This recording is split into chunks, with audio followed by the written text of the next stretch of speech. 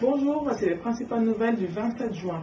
Au Nigeria, au moins 25 personnes ont été tuées et 12 autres blessées dans l'explosion de 3 bombes survenues hier après-midi dans le nord-est du pays. En Libye, la Cour pénale internationale va annoncer aujourd'hui si elle délivre ou non un mandat d'arrêt contre le colonel Mouammar Kadhafi pour des crimes contre l'humanité commis en Libye depuis la mi-février.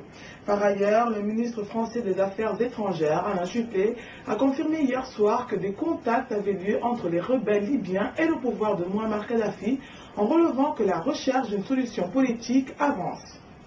En Côte d'Ivoire, le ministre français de la Défense, Gérard Longuet, est arrivé dimanche soir à Abidjan pour une visite au cours de laquelle il doit rencontrer les nouvelles autorités ivoiriennes installées depuis avril après une meurtrière crise post-électorale.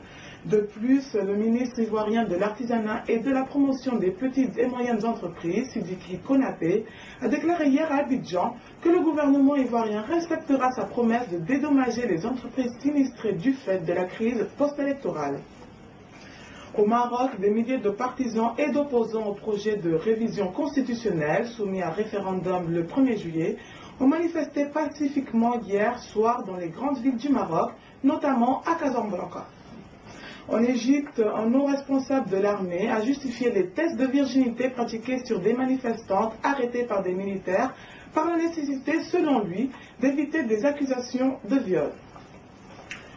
Au Madagascar, le président de la Haute Autorité de Transition malgache, Andry Rajoelina, a annoncé hier l'accord d'une amnistie générale pour les détenus âgés de plus de 65 ans, excepté ceux qui ont commis des crimes de sang. Au Gabon, une enquête sur les conditions de détenus des 3 immigrés décédés le 16 juin à Bitan et leurs co-détenus a été ouverte par la gendarmerie qui a relevé 3 officiers supérieurs de leurs fonctions.